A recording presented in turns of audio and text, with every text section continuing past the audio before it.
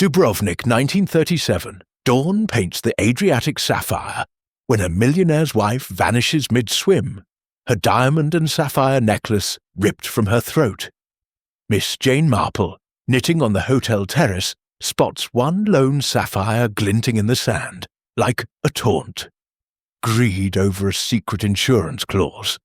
Betrayal by a lover clutching a hidden map. A midnight confession on the moonlit rocks. Yet the tide drags in a second body at sunrise. In 24 hours, Miss Marple unravels a double deception where the sea itself is the silent accomplice. The waves retreat, revealing the hand that struck the fatal blow. Chapter 1. An invitation to Vienna. Jane Marple set down her teacup with the precise care she brought to every small action, and regarded the yellow telegram envelope that had arrived with the second post. The maid, a sturdy girl from the neighbouring farm, had handed it over with the air of one delivering a summons from royalty. Miss Marple slit the envelope neatly, unfolded the flimsy sheet, and read the message twice. Come at once. Stop trouble at Gilded Opera House. Stop your insight needed. Stop all expenses paid. Stop. Eleanor Hargrove, Lady Eleanor Hargrove. The name carried Miss Marple back 35 years to a house party in Devonshire, where Eleanor, then Miss Blaine, had worn pale blue silk and laughed too loudly at the young men's compliments. She had married Sir Reginald Hargrove, a diplomat of moderate distinction, and vanished into the embassies of Europe. Sir Reginald was dead these 10 years. The widow, it seemed, had settled in Vienna. Miss Marple folded the telegram and tapped it against her palm. Willow Brook lay quiet under October rain, the village street empty save for old Mr. Pork, hurrying to the post office with his pension book. Nothing ever happened in Willowbrook that had not happened 100 times before, except, of course, when it did. And then the pattern was always the same: pride, greed, or a heart too violently engaged. An opera house now. Chandeliers, velvet, voices soaring to the painted ceiling.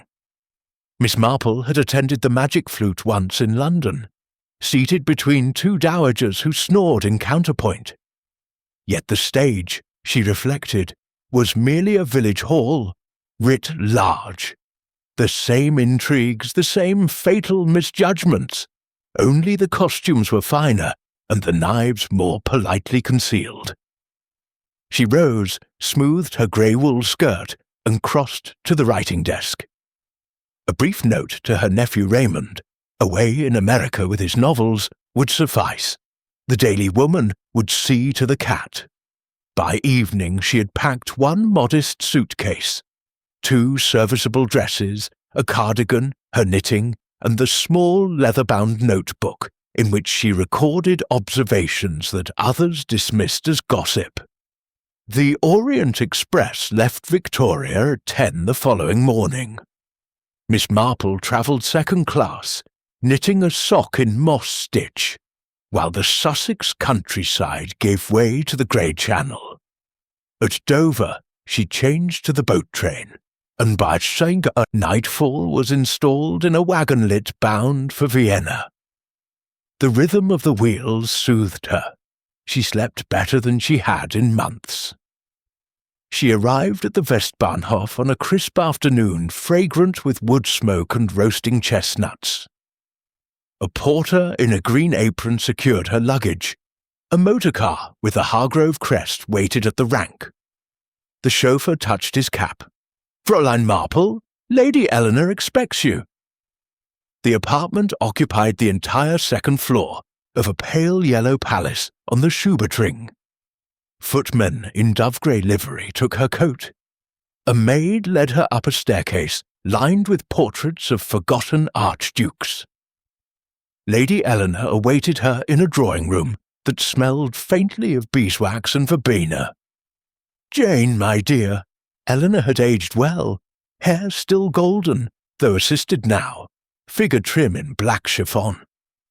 She kissed Miss Marple on both cheeks, continental fashion.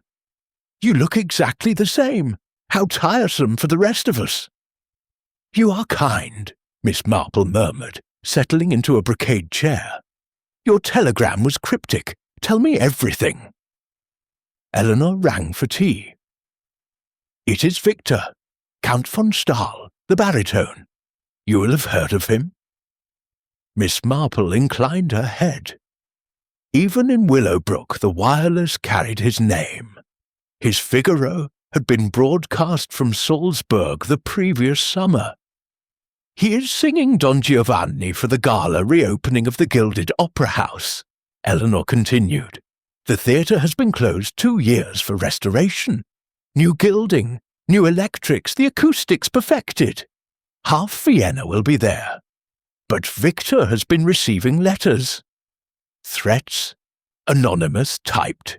Your voice will be silenced. The curtain falls forever. That sort of melodrama. He laughs, says it is a rival's jealousy. But I have known him since he was a penniless student singing for his supper in my husband's drawing room. There is fear beneath the bravado." The tea arrived. Sevres cups, lemon slices, tiny sandwiches cut into triangles. Miss Marple accepted a cucumber one. "Who might wish him harm?" she asked. Eleanor counted on her fingers. "Ilse Brandt, the soprano. He ended an affair rather brutally 6 months ago. Maestro Kraus, the conductor. Victor insists on changes to the score that drive Ludwig mad. Herr Dorn, the impresario, afraid the scandal will frighten away patrons. And the Baroness von Richter, she finances half the company and fancies herself in love with a pretty young tenor. Victor blocks the boy's advancement." "A full house of suspects," Miss Marple observed mildly. Eleanor leaned forward. "There is more. Last week, during rehearsal, a flat fell from the flies. It missed Victor by inches. The stagehands swear the rope was sound. I do not believe in coincidences, Jane." "Nor do I," said Miss Marple. She set her cup in its saucer with a faint chime.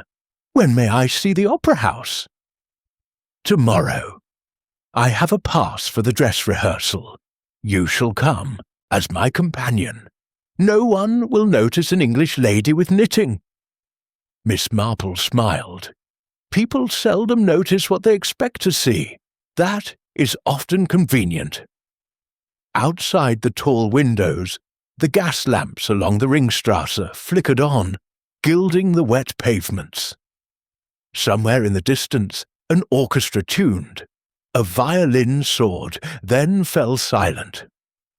Miss Marple picked up her needles and began a new row. The pattern was simple enough, but one dropped stitch could unravel the whole. She had a feeling there would be more than one. Chapter 2. The Rehearsal Hall. The Gilded Opera House rose like a wedding cake of white stone and gold leaf on the edge of the Innere Stadt, its dome catching the pale morning sun. Miss Marple, ensconced in Lady Eleanor's discreet Daimler, observed the queues already forming at the box office, students in threadbare coats, society matrons in sables, a sprinkling of uniforms. The air carried the scent of coffee from nearby cafes, and the sharper tang of fresh paint from the theatre's newly gilded doors. Lady Eleanor led the way through a side entrance marked Künstler, nodding to the porter who touched his cap. They passed along a corridor smelling of resin and dust, up a narrow iron staircase, and emerged into the auditorium itself. It was vast, hushed, expectant. Rows of crimson plush seats swept down toward the orchestra pit. Above, 3 tiers of boxes curved like petals, each framed in gilt scrollwork. The proscenium arch glittered with allegorical figures, music, tragedy, comedy, newly restored, their cheeks rosy as a child's. "Magnificent," Miss Marple murmured. She had seen cathedrals less imposing, A rehearsal was in progress. On stage, a painted backdrop of a moonlit plaza shimmered under the worklights. Count Victor von Stahl stood centre, cloak swirling, practicing the champagne aria. His voice filled the house without effort, rich, mocking, irresistible. Even in morning coat and trousers, he dominated the scene. The chorus, clad in half-costume, seemed mere shadows. Miss Marple and Lady Eleanor took seats in the 5th row of the stalls. A programme lay discarded on the next chair. Miss Marple smoothed it on her lap and noted the cast list. Ilse Brandt as Donna Anna, Hans Weber, Lady Eleanor's young tenor, as Don Ottavio, a corps of dancers for the ballroom scene. Maestro Ludwig Krauss conducted from the pit, his baton a silver blur. Herr Felix Dorn hovered at the prompt corner, sleek in pinstripes, murmuring into a telephone. Victor finished the aria on a triumphant high note. Applause rippled from the few watchers. Stagehands, dressers, a critic or two. The Count bowed with theatrical grace, then strode to the wings where a small knot of admirers waited. Among them was a girl in practice tunic, dark hair pinned severely, eyes wide with adoration. Liesel, Miss Marple surmised, the dancer Lady Eleanor had mentioned. Ilse Brandt appeared from the opposite wing, costume trailing. She was beautiful, in the way of winter roses, pale, perfect, brittle. Her gaze fixed on Victor and the girl. For a moment, the rehearsal chatter stilled. Then Ilse turned sharply to her dresser and began a tirade about a missing fan. Maestro Krauss rapped his stand. "Fräulein Brandt, we continue with the duet. Positions, please." Ilse swept back on stage. The duet began. Donna Anna's accusation, Don Giovanni's denial. Their voices entwined, hers icy with rage, his warm with mockery. But Miss Marple, watching through opera glasses borrowed from Lady Eleanor, noted the tremor in Ilse's hand as it rested on the prop balustrade. Real emotion, not acting. During the break, the principals dispersed. Victor disappeared toward his dressing room. Ilse lingered, speaking rapidly in German to the stage manager. Miss Marple caught the words unmöglich and scandal. Krauss climbed from the pit, mopping his forehead with a silk handkerchief, and engaged Herr Dorn in urgent conversation. Their gestures were sharp, economical. Lady Eleanor leaned close. Ludwig wants the overture shortened by 30 bars. Victor refuses. Dorn is caught between them. "Money," Miss Marple said softly. "Always money or pride." She rose, smoothing her skirt. "I should like to see backstage, if I may." Lady Eleanor raised an eyebrow but led the way. They slipped through the pass door into a different world. Ropes thick as a man's wrist, flats leaning like drunken soldiers, the smell of sighs and sweat. Electricians shouted in Viennese dialect. A seamstress knelt pinning a hem. No one spared the two English ladies a glance. In the wings, Otto the stagehand coiled rope with the patience of long practice. His hands were gnarled, his eyes sharp under bushy brows. "Guten Tag, gnädige Frau," he greeted Lady Eleanor, then eyed Miss Marple curiously. "This is Miss Marple," Eleanor said, "a friend from England. She's interested in theatre mechanics." Otto grunted. "Mechanics kill singers quicker than critics. Ask the Count. Nearly had a sandbag on his head last week." Miss Marple's needles clicked. "An accident? Rope frayed clean through. New rope, mind. I check every morning." He spat neatly into a bucket. "Someone don't like our baritone." They moved on. In the props room, trestle tables groaned under plaster goblets, cardboard crowns, a forest of artificial flowers. A typewriter, ancient, black, formidable, sat on a side table beside stacks of mimeographed sheets. Miss Marple paused, lifted the cover, and struck a key. The G produced only a faint smudge. "Curious," she murmured. A shadow fell across the doorway. Herr Dorn smiling urbanely. "Ladies, you are exploring. The props master will be delighted to show you the mechanical dragon for Act 3. "Another time, perhaps," Miss Marple said. "We must not disturb the rehearsal." They returned to the auditorium in time for the ballroom scene. Dancers whirled in practice skirts. The corps de ballet executed intricate patterns under the ballet mistress's shrill commands. Lizzle was among them, light as thistledown, her gaze flicking constantly toward the wings where Victor now lounged, smoking. Ilse re-entered for her vengeance aria. Halfway through, her voice cracked on a high note. Krauss stopped the orchestra with a crash of cymbals. Again, from the recitative, and Fräulein Brandt, emotion, not hysteria. Ilse's eyes blazed. She sang again perfectly. Miss Marple noted the effort it cost her, the pulse beating at her temple, the white knuckles. At the interval, Lady Eleanor was claimed by an acquaintance in the foyer. Miss Marple remained in her seat. Knitting a border of tiny leaves, a young man approached. Slight, fair, nervous, Hans Weber, the tenor. "Lady Eleanor Hargrove?" he asked in careful English. "She will return presently. May I help?" He hesitated, then sat. "You are English also. Perhaps you understand. The Baroness von Richter. She wishes me to sing Don Ottavio, but the Count objects. He says my voice is not ready for the lyric stage, yet without a principal role." He spread his hands. Miss Marple regarded him kindly. "Ambition is a hard taskmaster, Mr. Weber, but murder is harder still." His eyes widened. "Murder! The letters are only words until they're not." She patted his sleeve. "Be careful whose patronage you accept. Debts have long memories." He flushed and departed as Lady Eleanor returned, flushed with champagne and gossip. "The Baroness is furious," she reported. "Victor has refused to understudy Hans in the smaller roles. She threatens to withdraw her subsidy." Miss Marple folded her knitting. Threats all round. How very operatic. The final act began. Don Giovanni's descent into hell. Smoke pots, red lights, the chorus in devil masks. Victor's voice rang out in defiance, even as the trapdoor yawned.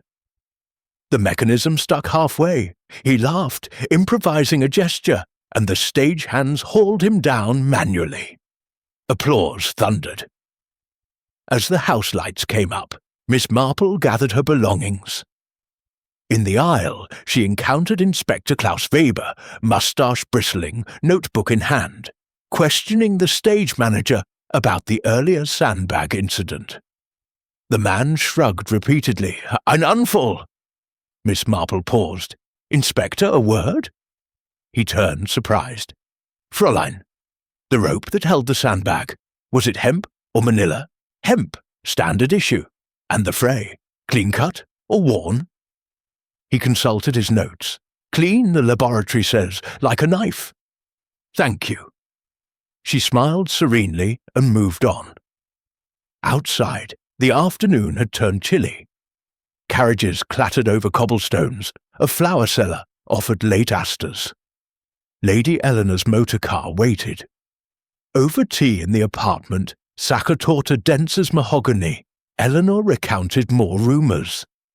Victor's gambling debts, Ilse's laudanum habit, Dawn's creative accounting, the Baroness's collection of compromising letters. Miss Marple listened, sipping Earl Grey. "So many motives," she said at last, "but motive is the easy part. Opportunity, that is the needle in the haystack." Chapter 3. Shadows in the Wings. The following morning broke grey and damp, a thin mist curling off the Danube and softening the outlines of the city. Miss Marple woke early, as was her habit, and took her breakfast on a small balcony overlooking the Schubertring. Coffee strong enough to stand a spoon in, a roll still warm from the baker, and a dish of apricot jam the colour of sunrise. She ate slowly, considering the day ahead. Lady Eleanor had arranged for her to return to the opera house unaccompanied. The dress rehearsal proper would not begin until afternoon, but the building never truly slept. Painters touched up the proscenium, electricians tested the new footlights, and somewhere in the depths a piano tuner coaxed reluctant strings into harmony. Miss Marple donned her serviceable tweed coat, tucked her knitting into a capacious handbag, and set off on foot. The walk was no hardship.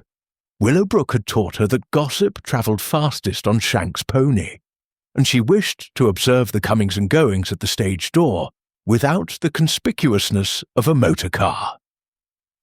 The stage doorkeeper, a former sergeant with one arm and a chest full of medals, saluted her passage with military precision. Inside, the corridor smelled of coffee, grease paint, and the faint metallic tang of fear. Miss Marple moved quietly, a grey figure among brighter plumage. She found Otto in the fly loft, perched on a beam like an ancient raven, splicing a new rope. The sandbag that had nearly ended Victor's career lay discarded in a corner, its canvas split, sand leaking in a slow golden stream. "Morning, Fräulein," Otto greeted. "Come to see the murderer's handiwork?" "I come to see the rope," Miss Marple replied, peering upward. The flies were a cathedral of shadows, counterweights the size of millstones, battens laden with borders and legs, ropes vanishing into darkness. "May I examine the old one?" Otto descended a ladder with surprising agility and fetched the severed length. Miss Marple turned it in her gloved hands. Hemp, 3-strand, tarred against the damp. The cut was clean on one side, frayed on the other, exactly as if a knife had begun the work and the weight had finished it. "Timed for the aria," she murmured. "The vibration of the voice, perhaps, or the exact moment the chorus stamped. Someone knew the score by heart." Otto scratched his chin. "Half the company knows the score, the other half pretends to. Tell me, who has access to this loft? Stagehands, riggers, the lighting men, singers sometimes. Victor likes to watch the scene changes from above. Says it gives him the feel of the house." Otto spat thoughtfully.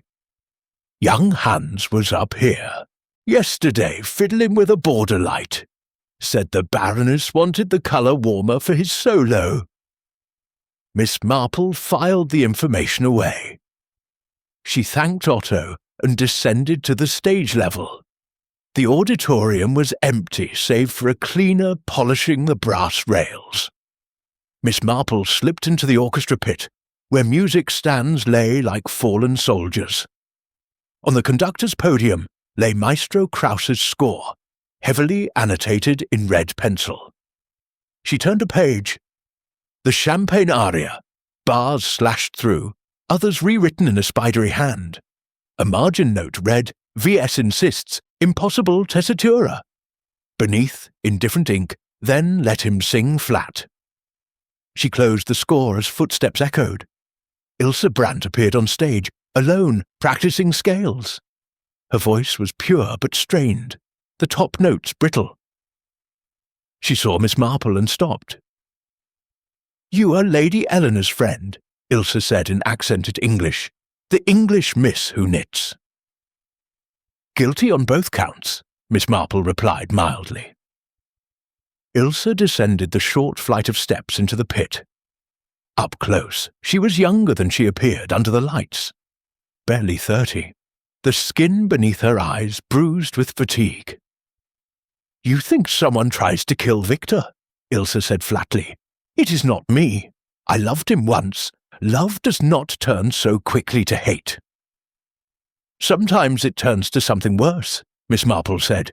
Indifference, or fear of losing what one believes is one's due. Ilse's laugh was bitter. He promised me Tosca in Milan. Then Liesl appears, 18, legs like a deer, and suddenly I am too dramatic. Dramatic, I am an artist. She paced, arms folded tight. The letters, I have seen one. Typed, yes, but the words, they know things, private things, only Victor and I. She stopped. Someone listens at doors. Or reads discarded letters, Miss Marple suggested. Love is careless with paper.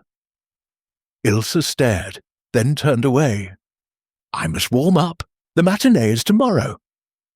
Miss Marple left her to it and made her way to the dressing rooms. Victor's was first, name in gilt on the door, a bouquet of hothouse lilies wilting in a vase. Inside, the air was thick with cologne and cigar smoke. Costumes hung in rows, velvet cloaks, silk doublets, a devil's mask with glittering horns. On the dressing table, a silver-backed brush, a half-empty bottle of brandy, and a small pile of correspondence. Miss Marple glanced over it, bills mostly, and one envelope typed in the familiar style. She did not open it. The flap was sealed with red wax, impressed with a crest she did not recognize. A soft sound behind her. She turned to find Liesl in the doorway, clutching a tray with coffee pot and cup. Fräulein, you startled me, the girl whispered. I bring the Count his coffee. He is late. Miss Marple stepped aside. He is not here. Rehearsing with the chorus master, I think. Liesl set the tray down, hands trembling. They say the poison will be next. First the sandbag, then. She bit her lip. Poison is intimate, Miss Marple said gently. It requires proximity, trust. Liesl's eyes filled. He trusts me. I fill his goblet every performance. Only coloured water, but still. A sensible precaution, Miss Marple thought. She watched the girl arrange the cup with care, noting the small vial of stage drops, harmless, but the label was similar to others she had seen in the props room. Footsteps in the corridor. Herr Dorn appeared, flushed. Liesl, the Count is waiting, and you— He fixed Miss Marple with a polite smile that did not reach his eyes. Lady Eleanor's companion, yes? The pastor is that way. Miss Marple inclined her head and departed. In the corridor she passed the Baroness von Richter, magnificent in sable and diamonds, even at noon, trailed by a secretary carrying ledgers. The Baroness paused. Miss Marple, is it? Eleanor sings your praises. Tell me, do you believe in accidents? I believe in patterns, Miss Marple replied. Accidents seldom repeat in threes. The Baroness's smile was thin. Then let us hope there is no third. Miss Marple continued to the props room. The typewriter sat where she had left it. She inserted a sheet of opera house notepaper, readily available on a side table, and typed a line. The quick brown fox jumps over the lazy dog. The Jew was indeed defective, a mere ghost of a letter. She rolled the sheet out, folded it, and slipped it into her handbag. Lunch was a solitary affair in a small cafe opposite the opera house. Goulash rich with paprika, black bread, a glass of Gruner Veltliner. Through the window, she watched the comings and goings. Hans Weber arrived in a taxi, looking harried. Maestro Kraus strode past deep in conversation with a man in a pinstripe suit. Lawyer or banker, Miss Marple judged. Ilse emerged briefly to buy cigarettes, face hidden by a scarf. At 2:00 the dress rehearsal began in earnest. Miss Marple took her seat in the stalls, knitting a complicated argyle pattern. The overture crashed forth. The curtain rose on Leporello's complaint. Victor entered to applause that rattled the chandeliers. His voice was magnificent, but Miss Marple noted the slight hesitation before each high passage, the quick glance upward to the flies. During the first interval, she slipped backstage again. In the wings she found Inspector Weber, moustache bristling, examining the mechanism of the banquet table. It was a cunning affair. Hidden compartments for flame effects, a slot for the poisoned goblet to rise on cue. Clockwork, the inspector said gloomily. Swiss, any tamper would show. Unless the tamper was part of the mechanism, Miss Marple suggested. A slow poison introduced earlier, activated by the heat of the lights. Weber's eyes narrowed. You have experience in such matters, Fräulein? In Willowbrook, we once had a verger who poisoned the communion wine with weed killer. He claimed it was for the roses. She smiled serenely. Human nature is remarkably consistent. The second act proceeded without incident until the masquerade. As the three masked avengers confronted Don Giovanni, a scream rang out, not scripted. One of the chorus women pointed upward. A rope had parted. A border light crashed onto the stage, shattering in a shower of glass and sparks. Victor leapt aside, cloak aflame at the edge. Stage hands beat out the fire with blankets. Chaos. The curtain fell hastily. Inspector Weber bellowed for order. Miss Marple, calm amid the uproar, noted who rushed forward and who hung back. Ilse stood frozen, hands to her mouth. Lizzle wept in a corner. Hans Weber was nowhere to be seen. When calm was restored, Weber addressed the company from the stage. This is no longer accident. The rope was cut, partially, as before. Someone wishes Count von Stahl harm. Until the culprit is found, rehearsals are suspended. Murmurs of protest. Dorn wrung his hands. The gala is in 3 days. The Archduke attends. Then find your murderer quickly, Weber snapped. Miss Marple approached the fallen light. The rope ends matched the sandbag, same tarred hemp, same angled cut. She pocketed a fragment. As the company dispersed, she lingered until only Otto remained, sweeping glass. 2 attempts in a week, she said. The third will be fatal. Otto nodded. And opening night, the house will be full. Plenty of shadows to hide in. Miss Marple returned to the apartment as dusk fell, the city lights blooming like stage footlights. Over supper, Wiener Schnitzel, cucumber salad, she related the day's events to Lady Eleanor. 2 ropes, both cut the same way, she concluded. The typewriter G defective, a company riddled with grievance, and tomorrow the threat must escalate, or the pattern breaks. Lady Eleanor poured Tokaji. What will you do? Watch, Miss Marple said simply, and knit. The scarf is nearly finished. 1 more skein, perhaps. Chapter 4. The Midnight Gathering. The invitation arrived by footman at 10 o'clock, a heavy cream card sealed with violet wax. Lady Eleanor broke the seal and read aloud. Madame la Baronne von Richter requests the pleasure of your company at a small supper, this evening at 11, in the Salon d'Or of the Hotel Imperial.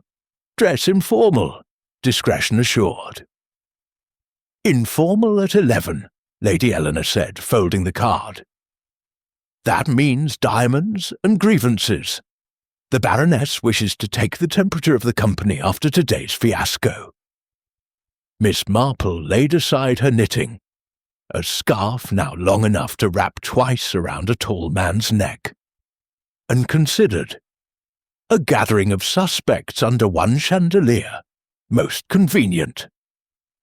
The Hotel Imperial gleamed like a palace transplanted from the Hofburg. Marble columns, palm courts, the faint scent of orchids and Havana cigars. A string quartet played Lehar in the distance. The salon door was a smaller room, panelled in gilt and pale green, with a single long table set for 12. Candelabra flickered, champagne chilled in silver buckets.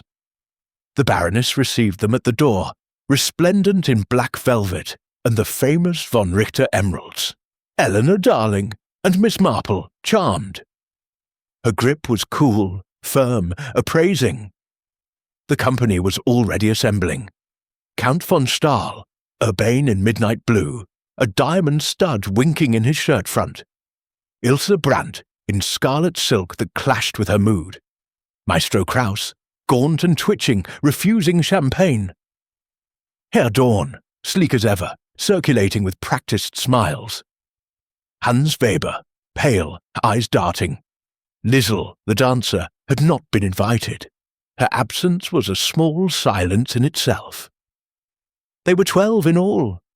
The principals, 2 critics, a minor Archduke incognito, and Inspector Weber, who had accepted in an unofficial capacity.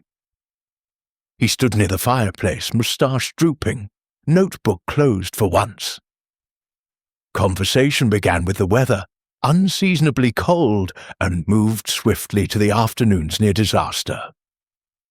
Voices rose in counterpoint. "Sabotage!" Kraus declared, stabbing the air with a breadstick. "Someone wishes to ruin the season before it opens." "Ruin you mean," Victor said lazily, swirling his champagne.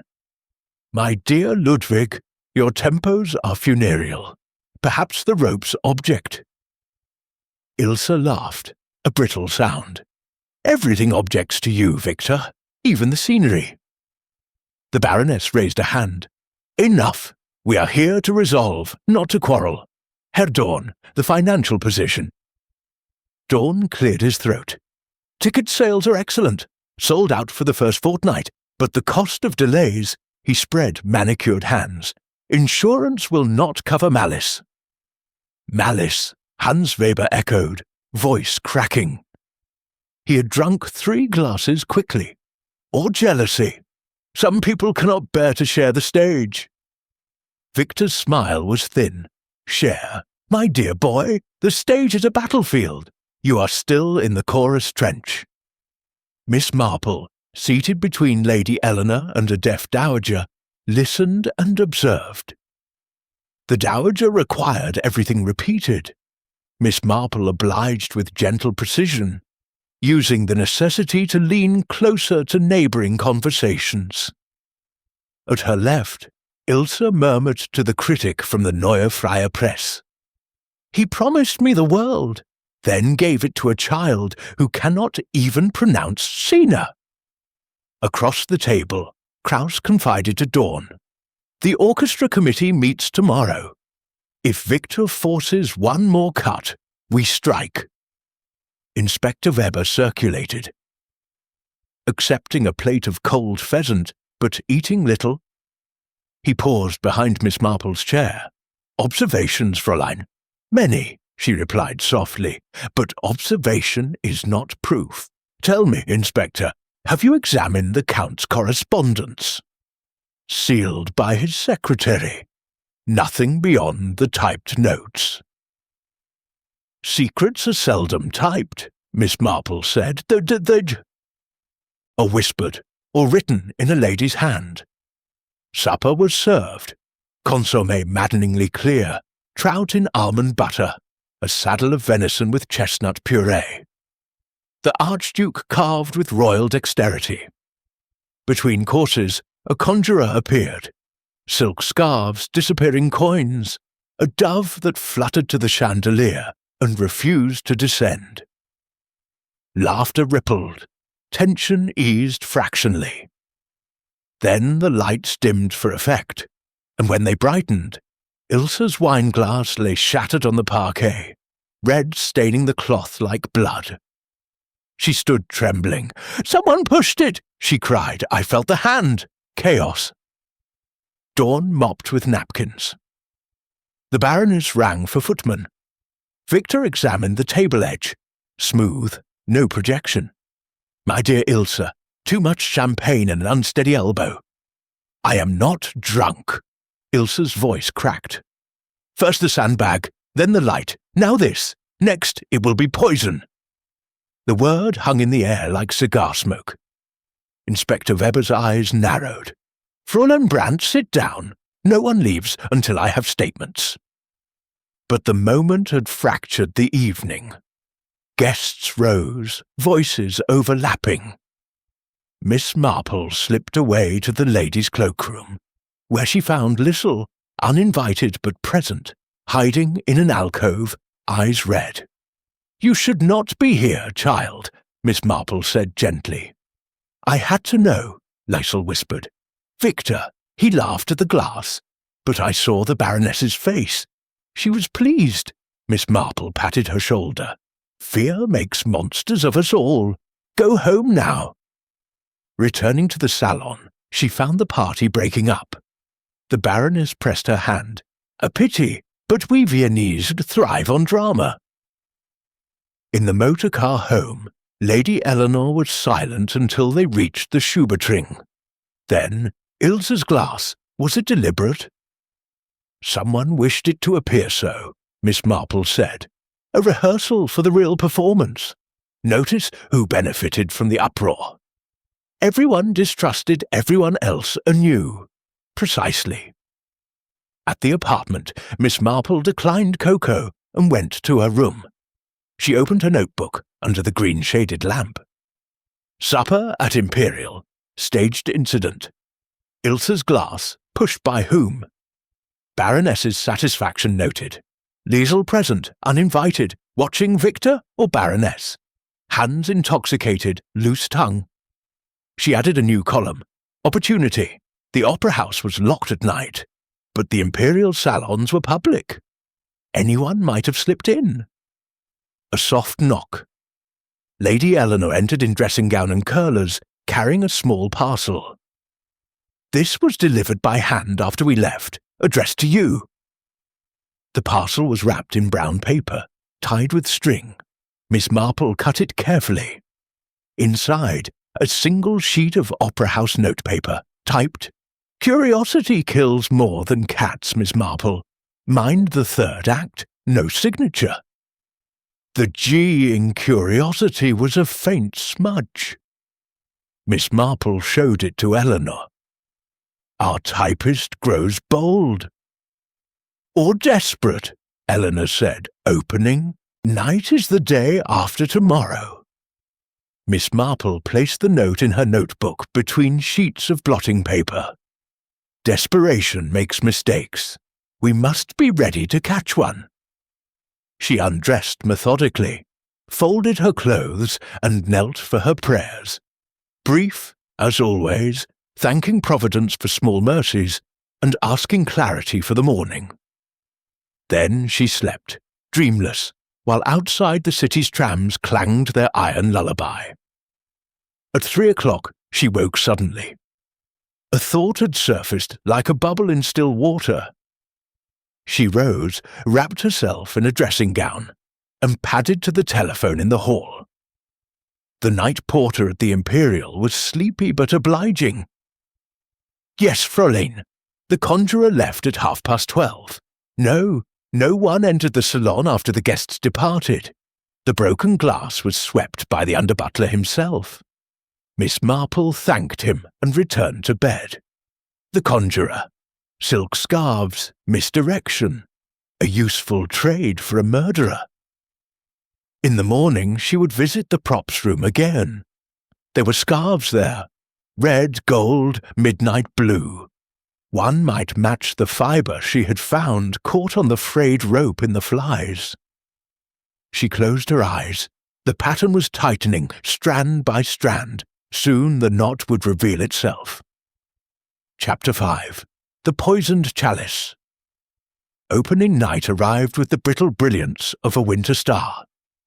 Vienna turned out in furs and white tie, the Ringstrasse a river of headlights and carriage lamps. At the Gilded Opera House, The red carpet unfurled like a tongue. Photographers' bulbs flashed. A brass band played the Radetzky March until the audience poured inside, rustling programs and gossip in equal measure. Miss Marple, in dove-grey silk and the modest pearls that had belonged to her mother, sat in Lady Eleanor's box, second tier, stage left. The position was perfect. A clear view of the stage, the wings, the conductor's rostrum, and the opposite boxes where the Baroness von Richter held court, emeralds blazing. Inspector Weber occupied a seat in the stalls, notebook discreetly open on his knee. Plainclothes men were dotted throughout the house, identifiable by their identical stiffness of posture. The house lights dimmed. A hush fell, broken only by the rustle of silk and the creak of seats. Maestro Kraus entered to polite applause, raised his baton, and the overture began, swift, sinister, irresistible. The curtain rose on Leporello's grumbling. The audience settled into the familiar spell. Miss Marple did not watch the stage. Her opera glasses swept the wings. Otto at his ropes, calm as a sailor. Liesl in the core, eyes fixed on Victor, stage hands poised like chess pieces. In the prompt corner, Herr Dorn hovered, stopwatch in hand. The Baroness leaned forward, fan fluttering. Hans Weber, in costume as Don Ottavio, stood ready for his entrance, face pale beneath powder. Act 1 passed without incident. The champagne aria drew roars. Victor acknowledged them with a bow that managed to be both regal and insolent. During the interval, Miss Marple remained in the box, knitting. Lady Eleanor returned from the foyer flushed with champagne and rumour. "The Archduke is enchanted," she reported, "but the orchestra pit is restless. Kraus has threatened to walk out after the performance if his demands are not met." "Demands change nothing tonight," Miss Marple said. "Tonight is about survival." Act 2 began. The masked trio, the duel, the escape, then the banquet scene. The stage was set with a long table, silver gleaming under the new electric candles. Servants, choristers, and livery brought platters. Don Giovanni raised his goblet in mocking toast. Miss Marple's glasses fixed on the wings. Liesl, as arranged, had filled the goblet from the prop bottle minutes earlier, coloured water, checked by the stage manager himself. Yet something was wrong. Victor's hand hesitated. His eyes flicked to the wings, to Liesl, to the shadows beyond. He drank. The orchestra played on. Victor sang the line, "Viva la libertà," then staggered. The goblet fell, shattering. He clutched his throat, eyes bulging. Foam, real foam, appeared at his lips. He collapsed amid the scenery, limbs twitching. For one heartbeat, the audience believed it part of the drama. Then a woman screamed. The orchestra faltered. Kraus's baton froze. The curtain crashed down. Pandemonium. Ushers flung open doors. The house lights blazed. Miss Marple was already moving, handbag clutched, descending the marble staircase against the tide of silk and panic. Lady Eleanor followed, calling her name.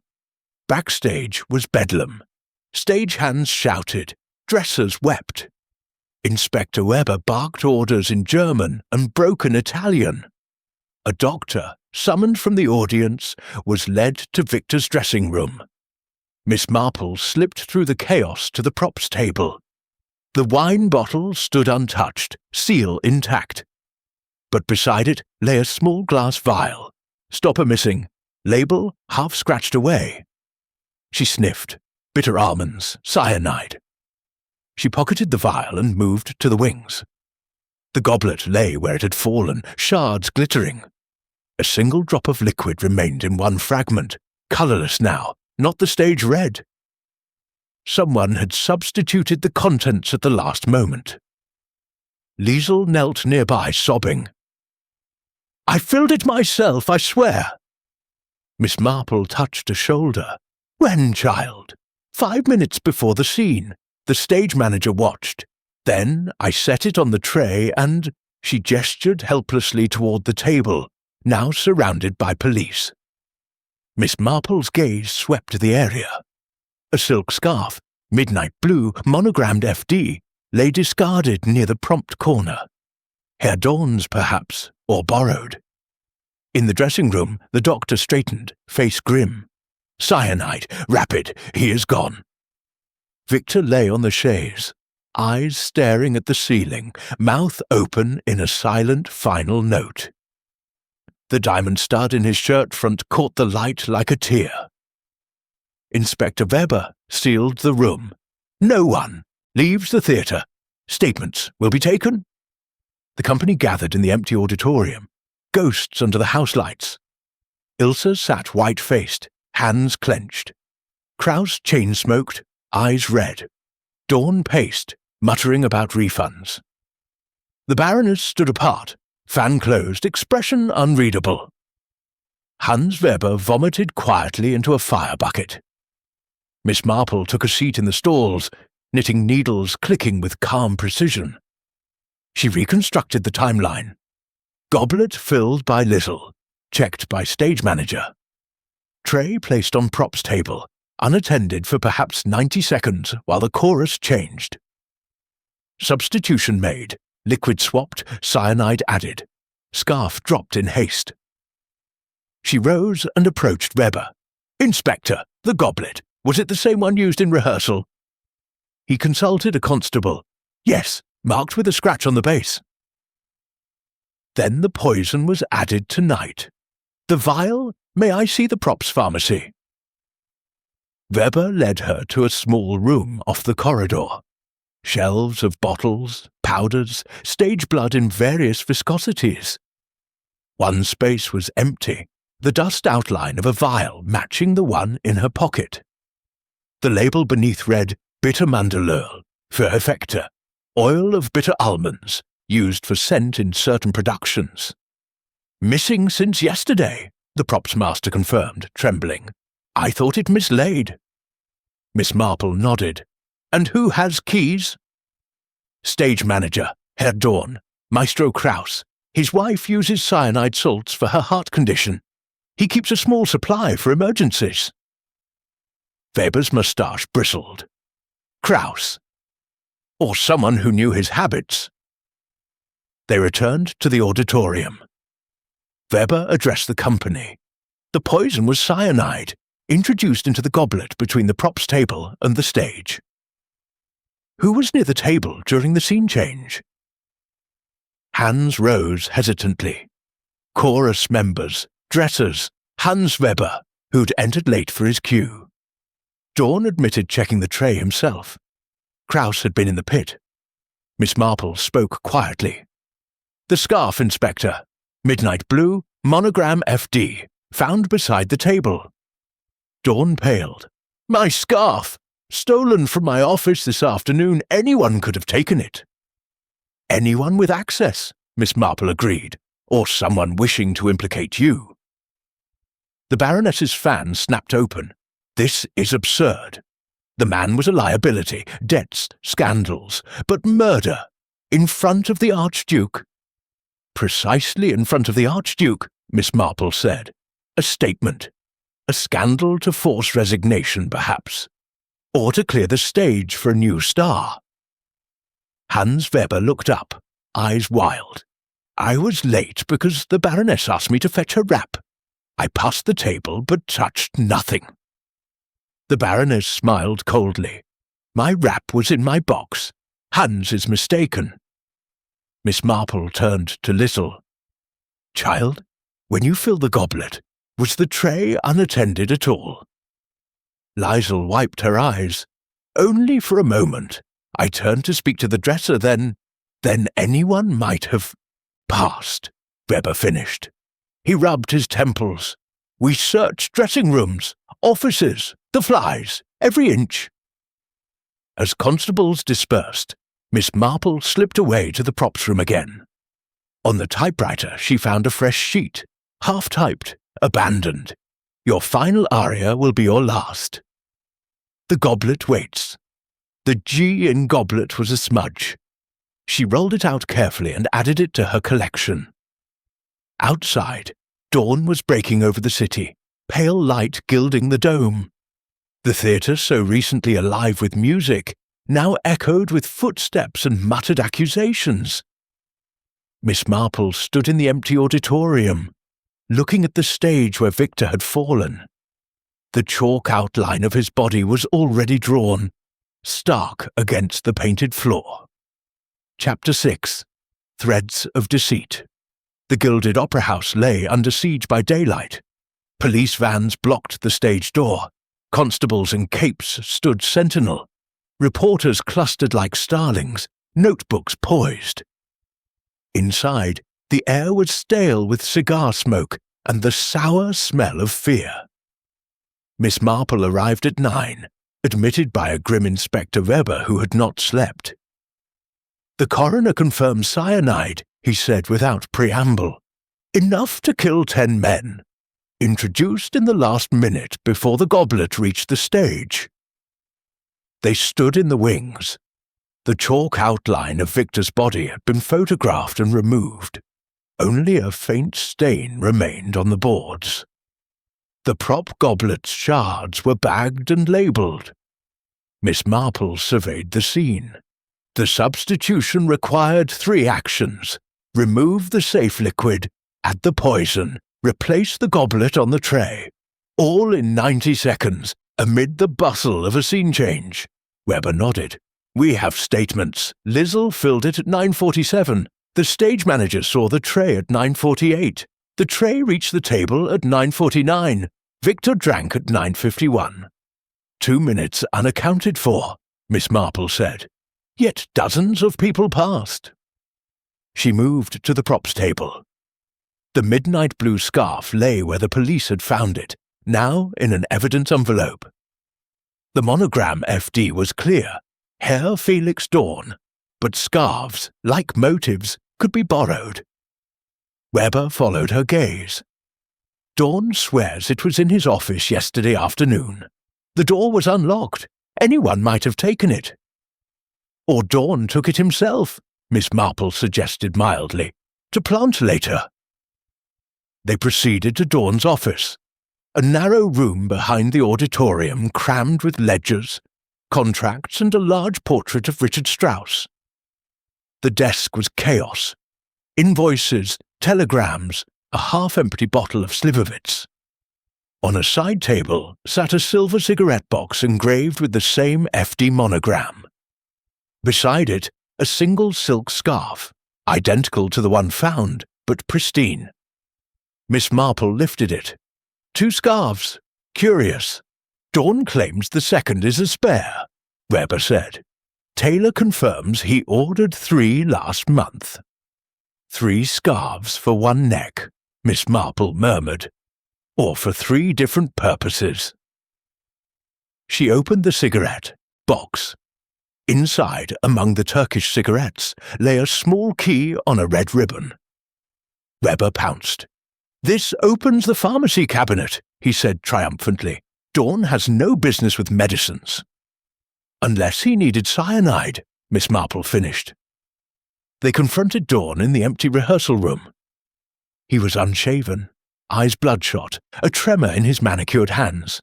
"The key! A duplicate! I keep all master keys, standard practice." His voice cracked. "I did not touch the goblet. I was at the prompt corner, timing the change." "Alone?" Weber asked. "The prompter was with me, and the Baroness's secretary passed with programs." Miss Marple studied Dorn's face. "You feared exposure, Herr Dorn. Victor knew of the missing ticket receipts, 20,000 shillings unaccounted for. He threatened to tell the board unless you doubled his fee."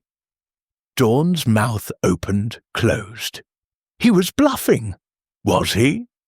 Miss Marple opened her handbag and produced the half-typed note from the props room. Your typewriter, your phrasing. You began the threats to frighten him into silence, but fear escalated. Dawn sank onto a chair. I typed the notes, yes. To create scandal, force his resignation quietly. But murder! No, I'm a businessman, not a killer. Weber snapped handcuffs. We shall see. You will come with me. As Dawn was led away, Miss Marple lingered. Something nagged, the timing still imperfect. Dawn had been visible at the prompt corner. Who then had handled the goblet? She returned to the wings and summoned Otto. The scene change, she said. Walk me through it. Otto scratched his head. Chorus exits stage right, carrying platters. Servants enter left with new dishes. Tray with goblet comes from props table, carried by the under-butler, Carl. He sets it center, exits. Victor enters 30 seconds later. Carl, Miss Marple repeated. Where is he? Sent home. Shock, they said. Miss Marple found Carl in the porter's lodge. A lad of 19, freckled, shaking. He had been Victor's dresser in the first act. I set the tray exactly as rehearsed, he insisted. No one touched it after Lizzle. Miss Marple's voice was gentle. But someone asked you to fetch something moments before. A costume pin, perhaps? A message? Carl's eyes widened. Young Herr Weber, Hans. He said the Baroness needed her fan from the dressing room. I ran. Only a minute. 1 minute. Enough. Miss Marple thanked him and sought Hans. He was in the chorus room, costume half unbuttoned, face grey. Hans, she said, you passed the props table twice. Once to fetch the fan, once returning. The Baroness says she sent no such message. Hans crumpled. She did, or I thought. She smiled at me in the interval, said, My fan, darling, before the banquet. I thought to please her, described the fan. Black lace, ivory sticks. Miss Marple nodded. The Baroness had carried a white ostrich fan all evening. Hans had been sent on a fool's errand. She left him weeping and climbed to the flies. Otto was repairing the border light mechanism. The rope that fell yesterday, she said. You spliced it? New rope entirely, but look. He showed her a length coiled nearby. The tarred hemp was identical to the sandbag and light ropes, but one section bore a faint green stain, paint from the scenery flats. Hans was painting flats 2 days ago, Otto said, at the Baroness's order, said she wanted the ballroom warmer for his solo. Miss Marple descended, mind racing, 3 attempts, 3 agents, Dawn, the typed threats. Hans, the sandbag and light, manipulated by the Baroness. The goblet, who? She needed the pharmacy key's twin. Maestro Krause's dressing room was locked, but the charwoman let her in with a master key. Inside, scores annotated in red, a samovar, a photograph of a pale woman, his wife. On the desk a small leather case. Miss Marple opened it. Inside lay a vial, empty, label calcium cyanide, and a tiny funnel, residue still damp. Footsteps. Krause entered, coat over arm. Fräulein Marple, you trespass. I seek the truth, she said calmly. Your wife's medicine, cyanide salts. You brought a vial to the theatre for emergencies. It is missing. Krause's face collapsed. My wife, she suffers. I keep a small amount. But the vial was in my pocket all evening, I swear. Miss Marple believed him. His hands shook too much for precision work. Then someone took it from you, she said. During the interval, perhaps, when you argued with Dawn in the foyer. Krause nodded slowly. I left my coat on a chair. Anyone? Back in the auditorium, Miss Marple assembled the pieces. Dawn. Threats. Embezzlement. Baroness. Sandbag and light via Hans to clear the stage. Krause. Cyanide source. Unwitting. The goblet, the final convergence, she needed the missing minute. Liesel was in the costume room, folding Victor's cloak with reverence. Miss Marple sat beside her. Child, when you turned from the tray to speak to the dresser, who stood nearest, Liesel thought. Ilse passed, going to her mark, and the Baroness, she came backstage to wish Victor luck. She never does that. The Baroness. Always composed, always watching. Miss Marple rose. Thank you.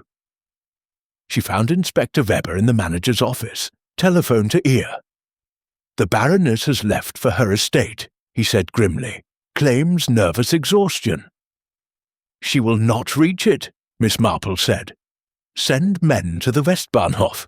She travels with a black lace fan she did not carry last night. Weber stared, then barked orders. Miss Marple returned to the stage. The chalk outline was gone, but the stain remained. She knelt, touched it, then looked up at the flies, the wings, the empty boxes. The pattern was complete. 3 murderers, 1 death. Dawn to silence, the Baroness to promote, and a shoot, third, clever, silent, who had seen the separate threads and woven them into a noose. She opened her notebook for the last time. Baroness, fan lie, hands manipulation, backstage presence, Ilse, motive strongest, opportunity perfect.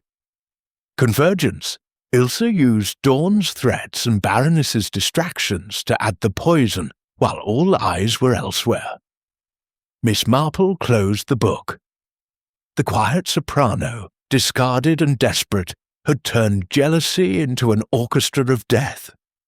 She walked to the stage door, where Weber waited with news. Baroness detained at the station. Dawn confesses the embezzlement and notes. Kraus admits the vial was stolen, but the goblet was Ilse, Miss Marple said. She passed the table twice, once to distract Liesel, once to poison. The Baroness provided the diversion with Hans. Dawn the climate of fear. Ilse struck the blow. Weber's moustache twitched. Proof? The vial residue matches the funnel in Kraus's room. Ilse visited him yesterday, ostensibly for vocal advice. She knew his wife's illness, and the scarf. Ilse borrowed it from Dawn's office earlier, returned the spare to confuse. Weber exhaled. We confront her. They found Ilse in her dressing room, costume laid out for a memorial performance that would never happen. She looked up, eyes dry now. It is over, Fräulein Brandt, Weber said. Ilse smiled, small, sad final. He should have loved me. In the end, the stage was mine alone. She offered no resistance as the handcuffs clicked. Miss Marple watched from the doorway. Another passion play, another curtain, human nature, as predictable as the score and twice as tragic. Chapter 7. The Final Aria. The auditorium of the Gilded Opera House had never seemed so vast, nor so silent. The house lights were up, harsh and unforgiving, stripping away the glamour of the night before. Rows of crimson seats stretched empty to the back wall. The great chandelier hung like a frozen explosion of crystal. On stage, the banquet table remained. Goblet shards swept into a neat pile. The chalk outline erased, but the stain still dark beneath a scattering of sawdust. Inspector Klaus Weber had assembled the remnants of the company in the front stalls. Ilse Brandt between 2 constables, wrists cuffed. Herr Dorn pale and unshaven. Maestro Kraus hunched like a broken marionette. Hans Weber trembling beside the Baroness von Richter, who sat ramrod straight, emeralds removed, face a mask of aristocratic disdain. Liesel stood apart, eyes swollen, clutching Victor's cloak as though it might still warm him. Lady Eleanor and Miss Marple occupied the end seats. The older woman's knitting stilled for once in her lap. Weber took the stage, boots echoing on the boards. He placed the evidence envelopes in a row on the prompt desk. the midnight blue scarf, the cyanide vial, the half-typed note, the defective typewriter lifted bodily from the props room. "Ladies and gentlemen," he began, voice carrying, "to the gods, Count Victor von Stahl was murdered last night by cyanide introduced into his prop goblet. The poison was added between 9:48 and 9:49 p.m. during the scene change. We have 3 confessions of intent, but only 1 hand on the goblet. Let us be precise." He turned to Dawn. "You admit typing the threats and embezzling 23,000 shillings from ticket sales?" Dawn nodded miserably. "To cover gambling debts. Victor discovered the ledgers. I typed the notes to frighten him into silence. I never meant silence was achieved more permanently," Weber cut in. He moved to the Baroness. "You sent Hans Weber on a false errand with a non-existent fan, placing him near the props table at the critical moment. You arranged the sandbag and border light through the same boy, wishing Victor removed so your protégé might rise." The Baroness lifted her chin. "I invested a fortune in this company.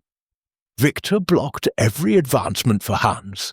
I created opportunity, nothing more." Hans gave a choked sob. "She said it was harmless, only to discredit him." Weber ignored him and faced Kraus. "Your vial of potassium cyanide was stolen from your coat pocket during the interval. You suspected, yet said nothing." Kraus's voice was a croak. "My wife's life depends on those salts. I thought it lost, not stolen." Weber's gaze swept the group and settled on Ilse. "Fräulein Brandt, you passed the props table twice in 90 seconds. Once to engage the dresser in conversation, turning Liesl away. Once to empty the goblet and pour the poison. You knew the cyanide's location from visiting Maestro Kraus, ostensibly for vocal coaching. You borrowed Herr Dorn's scarf to cast suspicion. You used the Baroness's distraction and Dawn's climate of fear to strike unseen." Ilse met his eyes steadily. "Prove it." Miss Marple rose, small and grey and inexorable. She climbed the short flight to the stage, each step deliberate. Weber yielded the floor with a nod. "Proof is in the pattern," Miss Marple said, voice soft yet carrying to the back row. 3 separate grievances converged on one death. Herr Dorn's notes established fear. The Baroness's accidents established urgency. Fräulein Brandt's intimacy with the victim gave her the final stroke. She opened a handbag and laid items beside the police evidence. The fragment of rope with green paint, the typed test sheet from the props typewriter, the bitter almond vial. "Item by item," she continued, "the ropes, sandbag and border light were cut with a scenery knife kept in the paint frame. Hans handled that knife under the Baroness's direction. Green paint matches the ballroom flats. The typed notes and the unfinished warning, all from the props typewriter, due defective. Herr Dorn used it daily. Fräulein Brandt had access when borrowing scarves. The scarf itself, 2 identical, one planted, one returned to Dorn's office to suggest theft. Only someone familiar with his habits would know he kept spares. The cyanide, Maestro Kraus's vial, funnel residue matching the trace on Fräulein Brandt's dressing table compact. She visited him yesterday afternoon. The charwoman saw her leave with something small in her handkerchief. Finally, the goblet. Liesl filled it at 9:47. Karl set the tray at 9:48:30. Between those times, Fräulein Brandt crossed the wings twice. The first time she asked the dresser about a missing button, 30 seconds. The second, she poured. The tray was unattended for precisely 11 seconds, while Carl fetched the non-existent fan. 11 seconds is enough for a steady hand.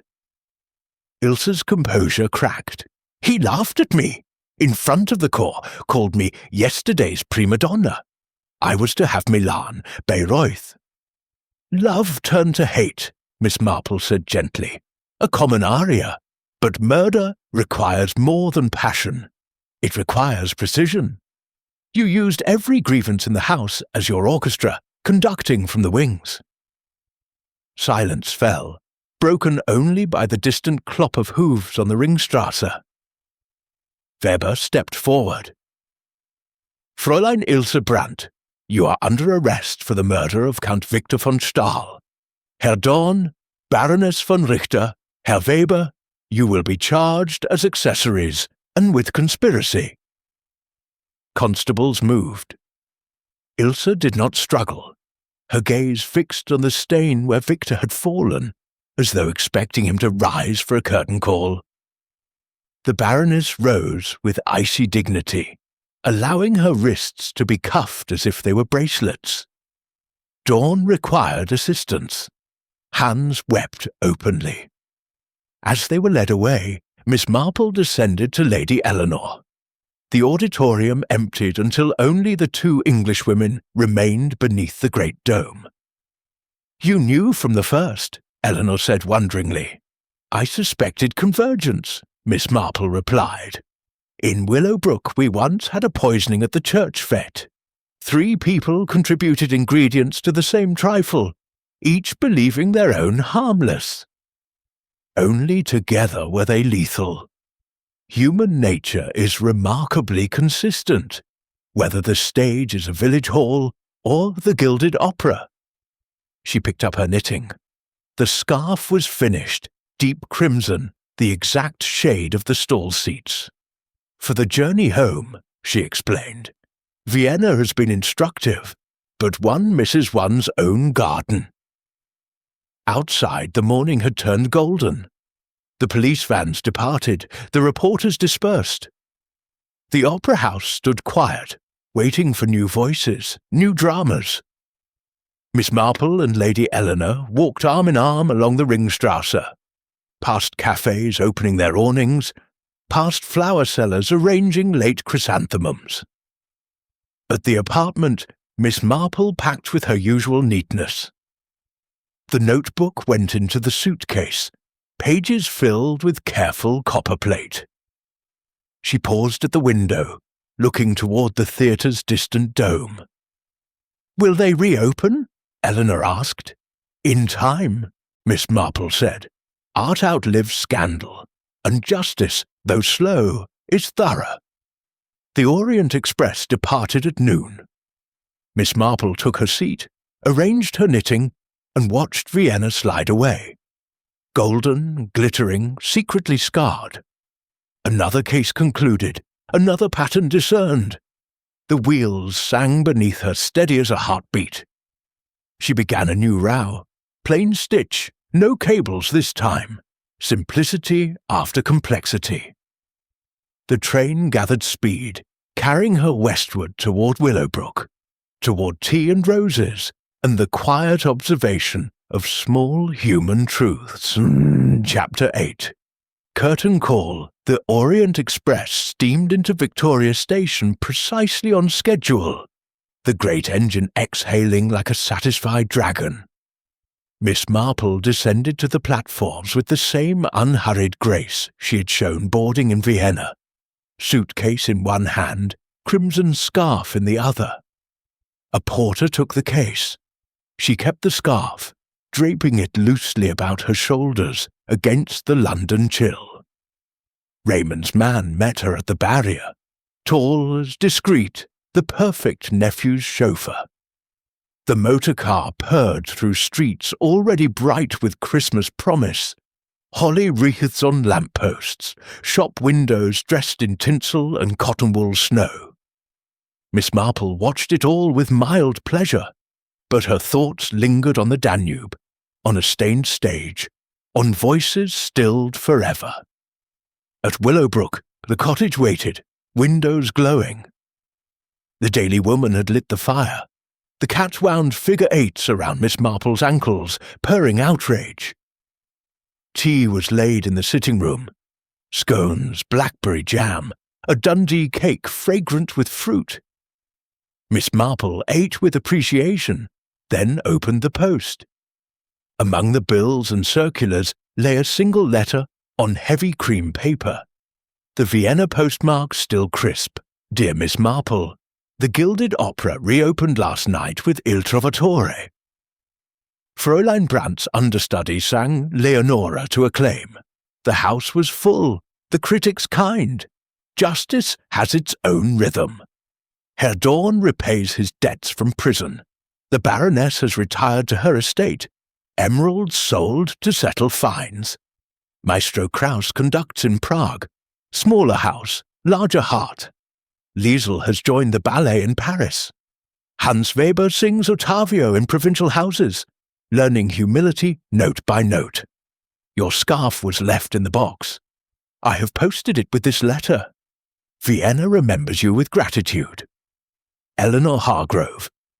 Miss Marple unfolded the crimson length, her own knitting, yet somehow altered.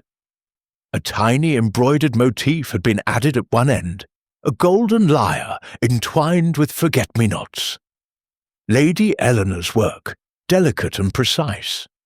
She smiled, folded the scarf and placed it in the drawer with her best gloves. Evening settled. Miss Marple sat by the fire, knitting a new pair of bed socks in soft grey wool. The cat slept on the hearthrug. The clock ticked with comfortable regularity.